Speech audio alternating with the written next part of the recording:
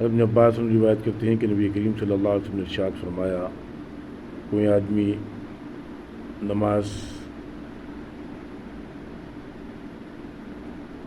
اذان کی آواز سنی اور بغیر عذر کے وہی نماز پڑھ لے تو اس کی نماز قبول نہیں کی۔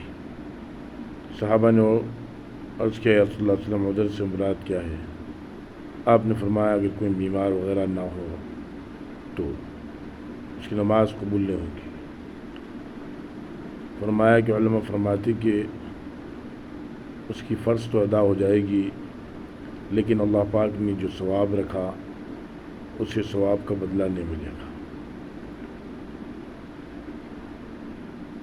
اذان کی آواز سنیں اور مساجد کو نہ جائے، کتنی بری بات ہے۔ اللہ رب العزت نے ایک موقع عطا فرمایا، اس موقع کو غنیمت جان کر، غنیمت سمجھ کر نماز کو جانا چاہیے، کیونکہ ایمان کے بعد میں نماز بہت اہم مرتبہ ہے۔ نماز اللہ رب العزت نے جماعت سے نماز پڑھنے کا بھی ثواب عطا فرمایا اور انفرادی نماز پڑھنے کا بھی ثواب عطا فرمایا۔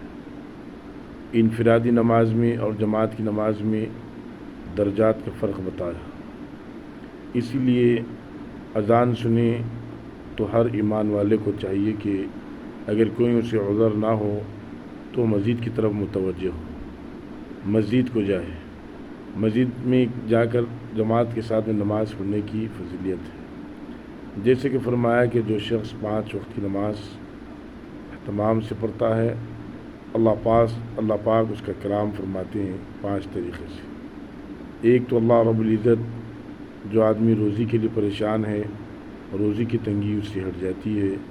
دوسرا عذاب قبر، تیسرا اعمال نامہ دائیں ہاتھ میں دے دیا جائے گا اور پل صراط پر سے بجلی کی طرح گزار دیا جائے گا اور بغیر حساب کتاب کے اللہ جنت میں داخل کر دیں گے۔ میرے بھائی، کتنی نعمتیں اللہ نے نماز کے ذریعے سے رکھی۔ یہ نماز ہے جو شیطان کا منہ بھی کالا کرتی ہے۔ نماز کے ذریعے سے آدمی برے کام سے بچ جاتا، برے چیزوں سے محفوظ رہتا، اللہ اس کو محفوظ کر دیتے ہیں۔ اسی لیے اپنے آپ کو آدمی برے کام سے بچانے کے لیے بچتا بھی رہے، گناہوں سے بھی بچتا رہے، لیکن نماز کی پابندی کرتا رہے، کیونکہ آخرت میں نماز کا حساب ہوگا، فرض نماز کا حساب ہوگا۔ فرض نماز چھوڑنے پر اللہ تبارک و تعالیٰ کی طرف سے وعیدیں ہیں کہ آدمی نماز چھوڑنے تک کفر تک پہنچ جاتا ہے۔ اسی لیے جیسا کہ بعض کتابوں کے اندر آتا کہ جو آدمی نمازوں میں سستی کرتا اس کا حشر فرعون اور حامان بن قلب جیسے بڑے بڑے سخت دشمن اسلام کے ساتھ میں ہوگا۔ تو میرے بھائی، دنیا تو کٹ جائے گی، لیکن نماز اگر ہوگی زندگی میں تو زندگی قیمتی بنے گی اور آخرت بنے گی۔ اگر آدمی نماز نہیں پڑھے گا تو آدمی کا نقصان ہے، اس میں کسی کا کچھ نقصان نہیں ہے۔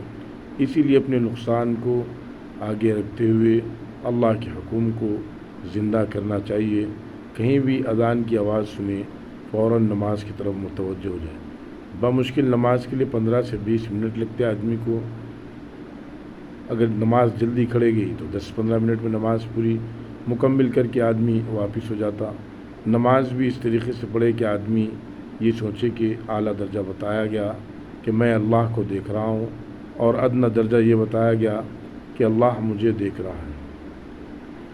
اسی لیے ہر نماز کے اندر آدمی کو پابندی کرنا چاہیے، کیونکہ پابندی اللہ کو پسند ہے۔ سیدنا عائشہ رضی اللہ تعالیٰ عنہ سے پوچھا آپ نے اللہ کے نبی صلی اللہ علیہ وسلم سے، اللہ کو کون سا عمل پسند ہے؟ آپ نے فرمایا، رسول کریم صلی اللہ علیہ وسلم نے، وہ عمل پسند ہے جو روزانہ کرے اور تھوڑا عمل کرے۔ اسی لیے ہر عمل کو پابندی سے کرنا چاہیے۔ ذکر کرے تو پابندی سے کرنا چاہیے، نمازی پڑھے تو پابندی سے پڑھنا چاہیے، قرآن پاک کی تلاوت کرے تو پابندی سے کرنا چاہیے، ہر سنت کو زندگی میں لائے تو اس کی پابندی کرنا چاہیے، کیونکہ پابندی اللہ تبارک و تعالیٰ کو پسند ہے۔ اللہ پابندی سے بہت بلند جگہ پہنچا دیتے ہیں۔ اللہ سے دعا ہے اللہ پاک مجھ کو اور آپ کو عمل کی توفیق عطا فرمائے۔